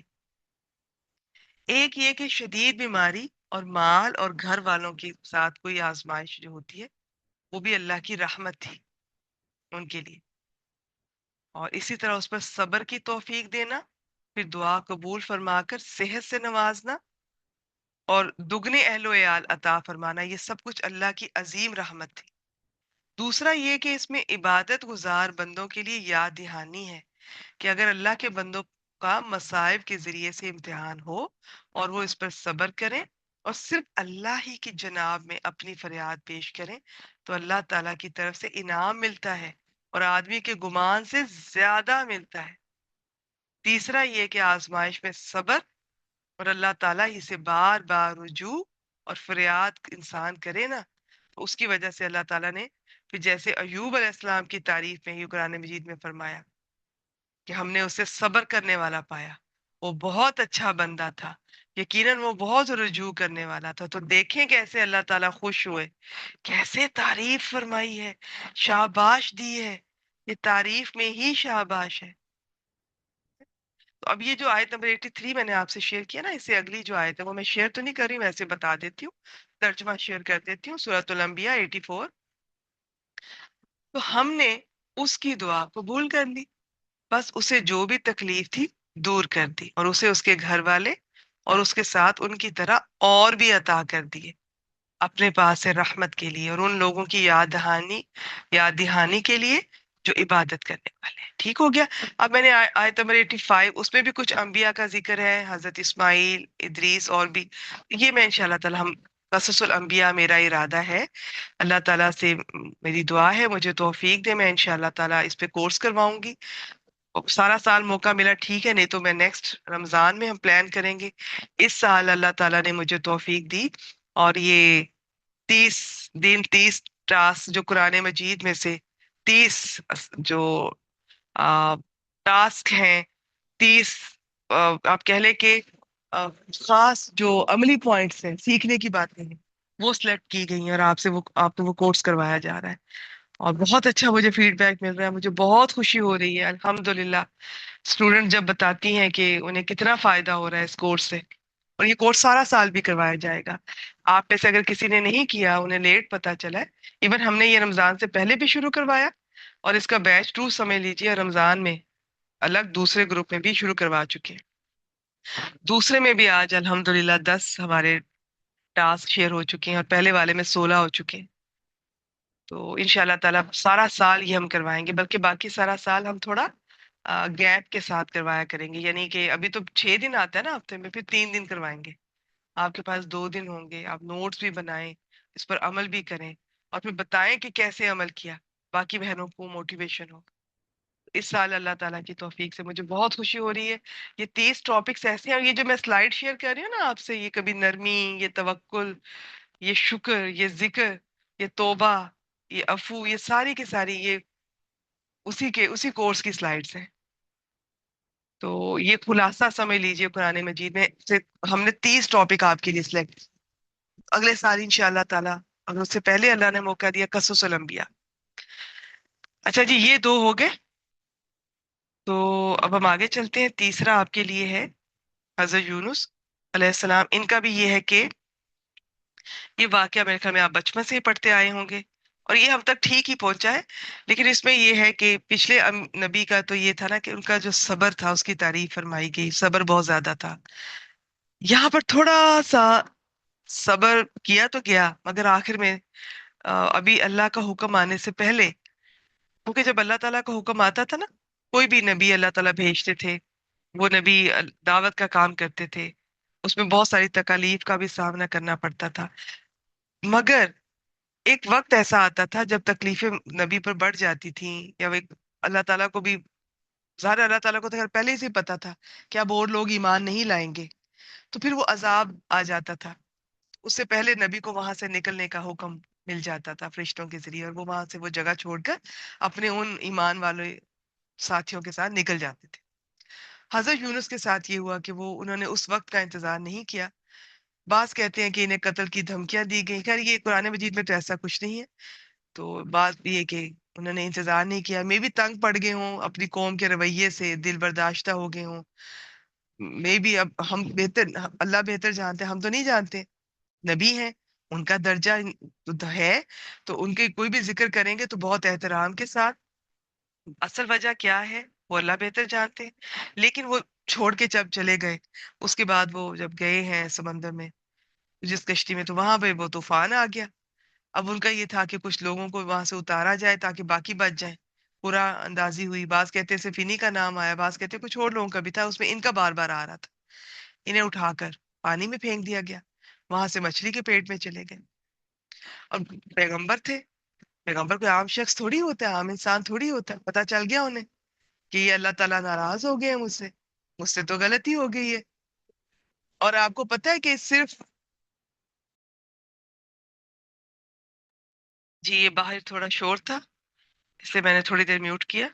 अच्छा, आपको पता है कि सिर्फ हजरत यूनुस की कौम ऐसी है कि जिन पर अजाब का वक्त आ गया मगर वो अल्लाह ताला ने टाल दिया, क्योंकि उनके नबी उस वक्त मौजूद नहीं थे, पहले जा चुके थे। अदरवाइज अल्लाह का हुक्म टाला नहीं जाता, ये कुरान मजीद से पता चलता है। जिसका जब आ गया आकर रहता है। अब मछली के पेट में थे, अब वहां पर हम इमेजिन भी नहीं कर सकते कि वो क्या सिचुएशन होगी। कहाँ अकेले बैठे होंगे वहां पर, अंधेरा, कोई ना इंसान, वो क्या कहते हैं, ना बंदा ना बंदे की जात, ना कोई आवाज, खामोशी। और समंदर कितना गहरा होता है, इतने, यहाँ पर हम इंशाल्लाह ताला और भी कुरान मजीद में ये मुकामात आएंगे तो देखेंगे कि ये जो जुल्मात की बात है ना, अंधेरे, समंदर के अपने बड़े अंधेरे होते हैं। वो इतनी गहराई में जाकर जब मछली बैठ गई होगी मछली के पेट में, फिर वो समंदर, उसकी मौजें, फिर ऊपर जाएं, फिर रात का वक्त, फिर पता नहीं बादल, और क्या कुछ, कितने अंधेरे ही अंधेरे। वहां पर उन्होंने अल्लाह ताला को पुकारा, और किस तरह से पुकारा। उनकी पुकार सुनी गई, और उन्हें कुछ दिनों के बाद जब उन्हें बाहर निकाला गया, अब अल्लाह ताला है, चाहते तो इससे भी सख्त सजा कोई दे सकते थे, मगर उन्हें इतनी प्यारी दुआ की हजरत यूनुस ने, इतनी प्यारी दुआ की कि ये दुआ अल्लाह को इतनी पसंद आई कि उन्हें भी माफ किया गया, और जो ये दुआ करता है उसकी भी मुश्किलात भी दूर होती हैं। इस दुआ के बारे में कहा जाता है। अब ये ना करें कि लोगों को बुला बुला के घरों में गुठलियां पढ़वाई जा रही हैं 1.25 लाख। प्लीज ऐसा कोई ना करे। ये जो इस तरह की दुआएं होती है ना, कुरानी दुआएं, इन्हें याद किया करें, इन्हें खुद से पढ़ा करें। आप अपने तौर पे चाहे तस्बीह कर लें, मगर लोगों को ना बताएं, ना इकट्ठा करके दुआएं पढ़वाया करें। दुआ को इकट्ठा करके पढ़वाने वाली चीज थोड़ी होती है। ये तो बंदे का रब के साथ ताल्लुक होता है, मुआमला होता है। इतनी खूबसूरत दुआ, तो ये आप सबको, आप वाकिफ भी हैं इससे, इसे याद करें। जो नहीं, जिन्हें जो नहीं वाकिफ, इन्हें इसे याद करें, पढ़ें। तो आइए देखते हैं, बिस्मिल्लाहिर्रहमानिर्रहीम। वज़न्नून, और मछली वाले को यूनुस अलैहिस्सलाम मुराद, इज़ ज़हबा, जब वो चला गया, मुगादिबन, गुस्से से भरा हुआ, फज़न्ना, तो उसने गुमान किया, अल्लन नक़दीर अलैहि, कि हम उस पर, आ, यहाँ पर कुदरत के माना में नहीं है क्योंकि पैगंबर थे, उन्हें पता था कुदरत तो अल्लाह ताला रखते हैं। यहाँ पर है गिरफ्त के माना में ये लफ्ज, और ये कदर का लफ्ज कई माना में कुरान मजीद में आपके सामने आएगा। कि बस उसने समझा, उसने गुमान किया कि हम उस पे गिरफ्त ना करेंगे। फनादा, तो उसने पुकारा, फिर जुलुमात, अंधेरों में, अन के, ला इलाहा इल्ला अंता सुबहानका, फिर आ गया अंता सुबहानका। पहले क्या था? अंता अर्रहमुर राहिमीन। अब यहाँ पे सुबहानक के साथ ये लफ्ज आ रहा है कि ला इलाहा इल्ला, कि तेरे सिवा कोई माबूद नहीं, अंता सुबहानका, तू पाक है, इन्नी, बेशक मैं, कुंतु, मैं, वैसे तो ये कुंतु का मतलब होता है मैं था, मिन ज़ालिमीन, जुल्म करने वालों में से। तो ये भी है, मैं था या मैं हो गया हूं। अब एक तो दुआ के अल्फाज इतने खूबसूरत हैं, जिस मुकाम पर वो थे, पूरी दुनिया से हटकर, कट कर, अकेले बैठे हैं, वहां पर उन्होंने अपने रब को पुकारा। तो एक तो वो वक्त, वो लम्हात, ऊपर से अल्फाज इतने खूबसूरत, फिर अंदाज इतना खूबसूरत, अपनी गलती तस्लीम की कि मैं गलत हूँ, मुझसे गलती हुई है, आप पाक हैं अल्लाह ताला, आप हर गलती से पाक हैं, हर कमी से पाक हैं। सुभान, इसका मतलब होता है हर नक्स, हर ऐब से पाक होना। नक्स कहते हैं कमी को। तो अल्लाह ताला को बहुत पसंद है जब आप सुबहाना के साथ कोई भी दुआ करते हैं, तस्बीह करते हैं। है? सुबहान अल्लाहि व बिहम्दिही सुबहान अल्लाहिल अजीम, बहुत पसंद है अल्लाह ताला को। ये किया करेंगे तस्बीहात, और ये अल्फाज, तो ये, इनके बारे में पता चलता है कि आप कोई भी मुश्किलात है, आप ये ان کلمات کا. لیکن دیکھیں ہم پتہ کیا کرتے ہیں، ہمیں ہوتا ہے جی کہ مشکل مشکل آن پڑی ہے، مجھے وظیفہ بتاؤ جی، کتنے دن کرنا ہے، کتنی دفعہ کرنا ہے، کتنے بجے کرنا ہے، کس نماز کے ساتھ کرنا ہے، اور اس دوران مجھے کیا کیا کرنا ہے، کیا مجھے کوئی کالے بکرے کی سری کا صدقہ کرنا ہے، کوئی چلا کاٹنا ہے، کیا کرنا ہے. ایسا کچھ بھی نہیں ہے. آپ اگر یہ دیکھ لیں کہ ایک سمندر کی گہرائی، دنیا میں سب سے گہری چیز سمندر ہی ہے نا، اس کی گہرائی میں مچھلی کے پیٹ میں بیٹھا ایک شخص اگر دعا کر رہا ہے، اپنی غلطی پر نادم ہے اور دل سے دعا کر رہا ہے، پکار رہا ہے، تو کہاں جا کر عرش پہ سنی گئی ہے. تو اللہ تعالیٰ تو خیر اپنے علم کے لحاظ سے وہ سب ان کے علم میں ہے، سب کچھ وہ سنتے ہیں، دیکھتے ہیں، جانتے ہیں. تو دعا آپ کہیں بھی کریں، دعا کے لیے یہ کچھ کرنا تھوڑی ضروری ہوتا ہے. اس طرح اتنے بجے اتنی دفعہ الٹے ہو جاؤ، سیدھے ہو جاؤ، ٹانگیں اوپر کر لو، چلے کاٹو، وظیفے کرو، وہاں نکل جاؤ، مراقبے کرو، پتہ نہیں کیا کیا کرو. اسلام اتنا سمپل ہے، اتنا اسٹریٹ فارورڈ ہے. میں اکثر لوگوں کو دیکھ رہی ہوتی ہوں یہاں پر یوٹیوب پہ، وہ پتہ نہیں جھوم جھوم کر وہ کچھ وظیفے کر رہے ہوتے ہیں. بعض لوگ کہتے ہیں پھر کیا ہوا، اللہ کا ہی تو نام ہے، اچھا کام ہی تو کریں. بات پھر وہی ہے کہ اگر یہ اتنا اچھا کام تھا تو اللہ تعالیٰ کے رسول صلی اللہ علیہ وسلم کیوں نہیں بتا کر گئے ہمیں اس کا؟ کیا وہ بھول گئے؟ یہ اچھے کام، یہ جو بدعات ہم نے نکالی ہوئی ہیں دین میں، عبادتوں کے طریقوں میں، اور کوئی بھی یہ جو ہمارے نظر، نیاز، قربانیاں، ان میں جو بھی بدعتیں ہم نے نکالی ہوئی ہیں، ہم نے اپنے ریچولز میں، فیسٹیولز میں نکالی ہوئی ہیں، تیسری عید ہم نے بنا لی ہوئی ہے، کیا یہ نبی اکرم صلی اللہ علیہ وسلم یہ سب بتانا بھول گئے تھے؟ اور ہم اتنے پہنچے ہوئے ہیں کہ ہمیں پتہ چل گیا. تو اسلام اتنا سمپل ہے، اتنا اسٹریٹ فارورڈ ہے، اتنا گریسفل ہے. جس طرح سے نبی اکرم صلی اللہ علیہ وسلم اور صحابہ دعا مانگتے تھے، اس سے بڑھ کر کوئی پیارا طریقہ ہوگا جس طرح اللہ کے نبیوں نے دعا مانگی؟ کیا انہوں نے جھوم جھوم کر وظیفے کیے ہیں اور پھر ان کی دعائیں کیا قبول ہوئی ہیں؟ کیا مراقبے کیے ہیں انہوں نے؟ پہاڑوں پہ نکل گئے ہیں، جنگلوں میں نکل گئے ہیں، ٹانگیں اوپر کی ہیں، سر نیچے کیا ہے؟ تو پلیز ایسے لوگوں کی باتوں میں نہ آیا کریں، اپنی عقل کا استعمال کیا کریں. آپ کو نہیں لگتا کہ دعا کا یہ طریقہ، یہ سارے مل کر اکٹھے ہو کر یہ اس طرح سے یہ کر رہے ہیں عجیب حرکتیں، تو یہ کوئی گریسفل ہے؟ تو مسنون طریقے سے، مسنون الفاظ کے ساتھ آپ کو دعا کے لیے کم از کم خانہ کعبہ جانے کی بھی ضرورت نہیں ہے، بلکہ دعا کیا کریں کہ یا اللہ وہاں پہ میں اپنی دعائیں مانگنے کے لیے حاضر نہ ہوں، میں وہاں پہ تیرے لیے، تجھے پانے کے لیے حاضر ہوں. وہاں بھی گئے اور وہاں بھی دعائیں مانگی، وہاں بھی دنیا مانگی. دعا تو خیر ضرور مانگے، لیکن وہاں پہ بھی دنیا مانگنے کے لیے نہ جانا پڑے. اللہ سے دعا کیا کریں، یا اللہ میں جب بھی وہاں حاضر ہوں، حج کے لیے، عمرے کے لیے، میں تیرے لیے، تیری رضا کے لیے، تجھے پانے کے لیے میں وہاں حاضر ہوں. وہاں پہ میں دنیا نہ مانگوں. یہ اور بات ہے کہ وہاں پہ بھی آپ مانگیں، دنیا ملے گی آپ کو، لیکن مین مقصد آپ کا یہ نہیں ہونا چاہیے. اور دعا کا تو یاد رکھیے، آپ تو اپنے گھر پہ مانگیں گی، وہاں بھی قبول ہو جاتی ہے. اس کے لیے آپ کو کہیں چل کے نہیں جانا پڑے گا کسی قبروں والا کے پاس، یا کہیں کوئی وظیفے، چلے اور لوگوں کی منتیں نہیں کرنی پڑیں گی. شرط کیا ہے؟ اخلاص، یقین، ندامت، اپنی کمزوری کا اعتراف. جو یونس علیہ السلام کی اس دعا کے الفاظ کو محسوس کریں، کس طرح جا کر وہ چھوئے ہیں وہ عرش کو.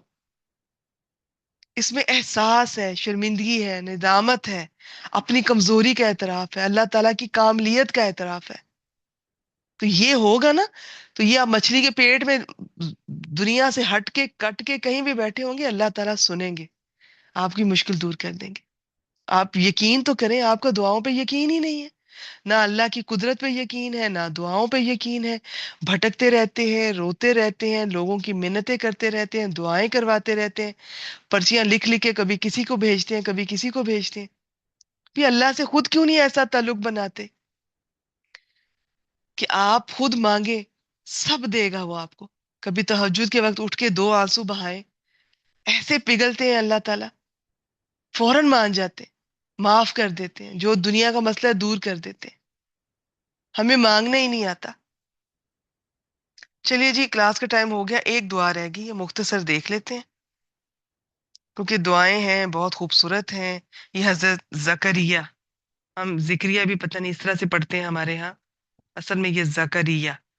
बिस्मिल्लाहिर्रहमानिर्रहीम। व जकरिया इज़ नादा रब्बाहू, और जकरिया को जब उसने अपने रब को पुकारा, रब्बी ए मेरे रब, ला तजरनी मुझे अकेला ना छोड़, ला तजरनी ना छोड़ मुझे फरदा अकेला तन्हा, व अंता, फिर अंता के साथ आ गया, व अंता खैरुल वारिसीन, और तू सब वारिसों से बेहतर है। अच्छा, इसका मैं थोड़ा सा आपको बता देती हूँ। पहले तो आपको पता हो वारिस क्या होता है। वारिस वो है जो किसी मालिक के फौत होने के बाद उसकी मिल्कियत का मालिक बने। तो असल वारिस तो सबका फिर अल्लाह ताला ही है। सब खत्म हो जाएंगे, ये जमीन अल्लाह की थी, उसी की रहेगी, सब कुछ उसी का है। तो सूरह मरियम आयत नंबर 40 में अल्लाह ताला फरमाते हैं, बेशक हम ही जमीन के वारिस होंगे और उनके भी जो इस पर है। अब एक बात तो ये कि जकरिया अलैहिस्सलाम की औलाद नहीं थी और उनको बुढ़ापे में औलाद मिली, और ये सारा वाकया कुरान मजीद में आपके सामने आएगा, किस तरह उन्होंने मरियम अलैहिस्सलाम को देखा था कि उनके पास आ, बाज के नजदीक वो गैर मौसमी फल देखे हैं। अब वो आयत मेरे सामने जब आएगी तो बताएंगे जी उसके बारे में क्या क्या राय है, कि क्या देखा है उन्होंने मरियम अलैहिस्सलाम के पास, जिसे देख करके वो हैरान हुए। और फिर उन्होंने खुद दुआ की कि जब ये हो सकता है तो क्या मुझे भी तो औलाद अल्लाह ताला दे सकते हैं इस उम्र में भी। लेकिन मैं आपको ये बता दूं कि अंबिया औलाद इसलिए नहीं मांगते थे कि जी जिस तरह हम मांगते हैं कि हमारे बुढ़ापे का सहारा बने। एक तो मुझे ये समझ नहीं आती, लोग औलाद इसलिए क्यों मांगते हैं और इसलिए क्यों चाहते हैं कि ये हमारे बुढ़ापे का सहारा बने। भी आपको अल्लाह ताला तौफीक दे, अल्लाह से दुआ करें आखिर तक चलते फिरते रहें, और अपने कोई रिटायरमेंट के बाद भी जिंदगी का कोई मकसद रखें। आप, मैं तो ये कहूंगी कि दीन से बढ़कर कोई आपकी कोई इससे बड़ा मकसद नहीं हो सकता, इससे बड़ी कोई आपकी मसरूफियत नहीं हो सकती। तो और ये खुद आपको ताकत देता है। बस अल्लाह ताला से तौफीक मांगे और आप अपना दिल लगा के रखें इसके साथ, और आखिरी दिन अपने कोई क्रिएटिव काम करके जाएं, ना कि ये कि औलाद मेरे बुढ़ापे का सहारा। क्या करना है उनको आपने? एक तो उन बेचारों को, उनकी भी तो जिंदगी है, वो यंग होते हैं, उन्होंने अपनी पढ़ना भी है। मैं इस पे बिल्कुल फेवर करूंगी औलाद को कि अगर अगर किसी के वालिदैन ये कि बहुत बुजुर्ग हैं, माजूर हैं, तो ठीक है। लेकिन अगर थोड़े बहुत वो सेहतमंद हैं, चलते फिरते हैं, तो अगर कोई बाहर पढ़ने के लिए जाना चाहता है, जॉब के लिए जाना चाहता है, फिर किसी के अपने बीवी बच्चे हैं, अपने मसले मसाइल, उन्होंने कमाना भी है, अपने बीवी बच्चों को भी देखना है। हम बीच में, बूढ़े माँ बाप बीच में टांग अड़ाई होती है जी, मुझे, मैंने तुम्हें पैदा किया, मैंने तुम्हें दूध पिलाया, तुम बदल गए हो, मुझे वक्त नहीं दे रहे हो, तुम नाफरमान, ये वो। भी आपने उनको इस दिन के लिए पाला, पैदा इनकी ये सोच के क्यों आपने अल्लाह से मांगा? वैसे ये कि बिल्कुल औलाद से अल्लाह ताला की वो रौनक भी है, नेमत भी है, उनको ऐसी परवरिश करें कि वो आपका, आपके लिए सदका जारिया बने, बजाय कि वो क्या कहते हैं पंजाबी में कि आपके गोडे दे नाल लग के बैठे रहन बेचारे अपने काम छੱਡ के। इस तरह तो नहीं होना चाहिए, ये तो आपकी ज्यादती है आपकी तरफ से। और फिर मैं अक्सर ये सोचती हूँ, और मैं बूढ़े वालिदैन से मेरा ये सवाल होता है कि आपको चलो टाइम दे देंगे, एक बेटा आपको टाइम दे देगा, 8 घंटे वो चले नींद पूरी की उसने, 7-8 घंटे सोया, 8 से 9 घंटे जॉब की, ठीक है, तो तकरीबन ये कितने बन गए? 16 17 घंटे, 18 घंटे सफर में भी मिला लें, फिर 1-2 घंटा फैमिली को घर के कामों में, अब पीछे 5-6 घंटे बचे। वो आपको 5-6 घंटे अगर दे भी दे, फर्ज करें, तो बाकी के जो घंटे हैं, 20 घंटे, 18 घंटे, 18-19 घंटे, वो तो आप खुद ही गुजार रहे हैं ना। तो उस 5-6 घंटों के लिए फिर बाकी भी तो आपने खुद ही कुछ ना कुछ अपना काम कर रहे हैं, देख रहे हैं। हाँ, आना चाहिए उनको, अगर वो पास है बिल्कुल बैठे हैं आपके पास, बातें करें, सुने, वक्त दें, इस पे कोई शक नहीं है। जितना कि वो दे रहे हैं उसी पे किफायत करें, अल्लाह का शुक्र अदा करें, और उसी में आपको खुशी भी मिल जाएगी, सुकून भी मिल जाएगा। नहीं मिलना ना, तो आपको वो 24 घंटे भी आपके सराहने खड़े रहेंगे तो आपको सुकून नहीं मिलेगा। आपके अपने पिछतावे, आपकी अपनी बीमारी आपको सुकून नहीं लेने देंगी। तो औलाद को मजबूर ना करें कि वो सारे काम छोड़कर आपके सराहने बैठे रहें। ये ज्यादती करते हैं हम माँ बाप, उनको आगे बढ़ने ही नहीं देते हैं। फिर एक जो बच्चे जरा इंटेलिजेंट होते हैं उनको हम कहते हैं कि तुम ये बन जाओ, वो बन जाओ, जाओ चले जाओ, जो करना है करो। जो बच्चा हमें लगता है नालायक है, उसको हम अपने पास बिठा लेते हैं। کہ جی یہ ادھر یہ والا میرا کام میرا کاروبار دیکھ لے اور میرے پاس رہے، میرے پاس بھی تو کوئی ہونا چاہیے نا۔ دیکھیں، ویسے تو وہی بچہ خوش نصیب ہے جو ماں باپ کے پاس رک گیا، لیکن وہ خود سے رکا تو اچھی بات ہے، آپ نے روکا تو آپ نے زیادتی کی ہے۔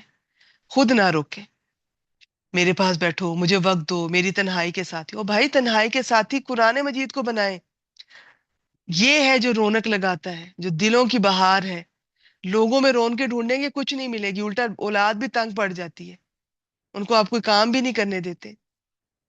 تو یہ اپنے رویے ابھی سے، اور یہ رویے بڑھاپے میں جا کے نہیں بدل سکتے، یہ اسی کا رویہ ہوگا جو جوانی میں قرآن مجید سے جڑ گیا۔ جو خاتون قرآن مجید سے جوانی میں جڑ گئی، ان کو تو بڑھاپے میں انشاءاللہ اول تو کسی کی ضرورت نہیں ہوگی، ہوگی بھی تو اندازہ ہوگا، سمجھیں گی وہ ان چیزوں کو، وہ دوسرے کو ٹائم دیں گی، سپیس دیں گی، یہ نہیں ہوگا کہ ان کو جتاتی رہیں گی، کوستی رہیں گی، میں نے تمہیں اس دن کے لیے پیدا کیا۔ اب آپ دیکھیں پیغمبر کس لیے اولاد مانگتے تھے، انہوں نے اس لیے نہیں مانگی، انہوں نے اپنے علم اور نبوت کا وارث مانگا اللہ سے،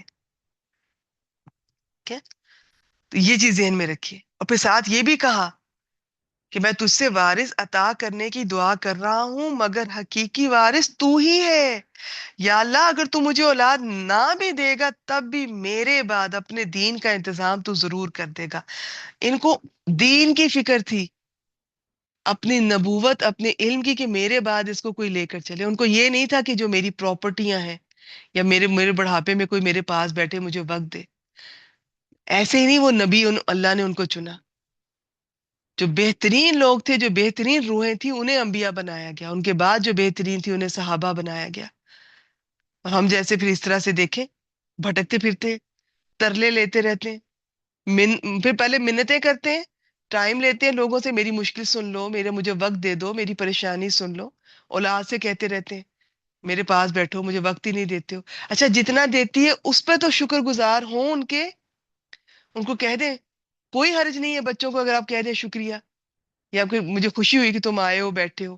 وہ اگر آ ہی جاتے ہیں، بیٹھ ہی جاتے ہیں، تو ہم تو تانے ہی دیتے رہتے ہیں، ہم جو یہ جو ہمارے ادھر کے بر صغیر کے والدین ہیں، آ گئے، یاد آ گئی، بیوی سے چھوڑ، اس کو تھوڑی دیر کے لیے اس کو چھوڑ کے اب آ گئے ہو میرے پاس، تم تو بیوی، بس وہی جو ان کے تانے ہوتے ہیں کہ بیوی کے ساتھ ہی بس لگے رہتے ہو، بیٹھے رہتے ہو۔ تو یہ سب چیزیں جو ہے نا یہ غلط ہے۔ اگر کوئی آپ کو وقت دے تو شکر گزار ہوں اس کے بھی، اور اس میں جتنا دے رہا ہے وہ لے لیں، باقی کسی سے نہ مانگا کریں۔ یہ جو آپ سے باتیں شیئر ہو رہی ہیں نا، یہ توکل کی اور یہ ساری، اللہ تعالیٰ آپ کے لیے کافی ہونے چاہیے۔ اور جب اللہ آپ کے لیے کافی ہوتے ہیں نا، اللہ تعالیٰ آپ کے لیے ضرور وہ خود اسباب بناتے ہیں، وہ ضرور، جب آپ اولاد سے کبھی بھیک نہ مانگے کہ مجھے وقت دو، ایک تو ان کا بھی حق ہے، ان کو بھی زندگی گزارنے دیں، دوسرا ویسے بھی نہ مانگے۔ جب آپ کا اللہ پہ توکل ہے نا، وہ خود ایسے اسباب بنائیں گے کہ ہو سکتا ہے کہ اولاد میں سے خود کوئی بھلے طریقے سے آپ کے پاس آ جائے یا آپ کو اپنے پاس لے جائے اور وقت آپ کو دے دے، اور پھر آپ کا دل لگا رہے، رونق ہو جائے۔ نہیں دل لگنا نا، نہیں رونق اگر ہونی، تو یقین کیجیے ایسے بزرگ بھی دیکھے ہیں کہ ان کے ارد گرد ان کے اتنے پوتے پوتیاں بہویں بیٹے وقت بھی دے رہے ہیں، لیکن وہ ان کے ریگریٹس، اداسیاں، ڈپریشن، بیماریاں، کہ ان کو ویسے ہی چین نہیں ہے۔ تو اللہ تعالیٰ سے دعا کیا کریں، ابھی سے دعا کریں، یا اللہ ہمارا بڑھاپا اچھا گزر جائے، اگر ہماری نصیب میں بڑھاپا ہے تو یا اللہ بڑھاپا اچھا گزار دے، عزت سے گزار دے، عافیت سے گزار دے۔ یا اللہ بس اپنے بس کا رکھیں، تیرے در کے سوالی ہوں، تو بس یہ اللہ سے ابھی سے دعا مانگا کریں، یا اللہ ہمارا بڑھاپا قرآن مجید کے ساتھ گزار دے۔ یا اللہ میں آخر تک قرآن مجید کی خدمت کرتی رہوں، میں پڑھتی رہوں، میں پڑھاتی رہوں، میں آخری وقت تک کچھ نہ کچھ میرے اعمال نامے میں کچھ لکھا جاتا رہے، کچھ اچھا، یہ نہیں کہ رونے دھونے، اور گھر والے بھی انتظار کر رہے ہیں کہ کب مرے گی۔ پلیز ایسا نہ بڑھاپا ملے ہمیں، دعا کیا کریں۔ دیکھیں ہر چیز پہ ہمارا اختیار تو نہیں ہے، مگر دعا پہ اختیار ہے، دعا مانگیں، اور وہ دعا جو آپ قرآن مجید سے ریلیٹڈ مانگیں گی ضرور قبول ہوگی انشاءاللہ تعالی۔ اور قرآن مجید کی طاقت ہوتی ہے، جب آپ پڑھتے ہیں نا آپ کی صحت ہوتی ہے، طاقت ہوتی ہے. آپ باقی بزرگوں کی طرح نہیں ہوتے. قرآن مجید والے جو بزرگ ہوتے ہیں نا اس سے جڑے ہوئے، ان کی صحت مختلف ہوتی ہے. چاہے بیماریاں بھی ہوں، کمزوریاں بھی ہوں، اس کے باوجود ان سے کام لیا جا رہا ہوتا ہے. چلیے جی، آج کے لیے میرا خیال ہے اتنا ہی. یہیں پہ مکمل کرتے ہیں. بہت آج میں ایکسائٹیڈ تھی، بہت خوش تھی کہ آج میرا پسندیدہ ٹاپک جو دعاؤں کا ہے اس پر بات ہوگی. یہ سب دعائیں ان میں سے آپ اپنی اپنی دیکھ لیں، یاد کریں، نہیں تو آپ انداز سیکھ لیں دعا کرتے کیسے ہیں. وآخر دعوانا ان الحمد للہ رب العالمین.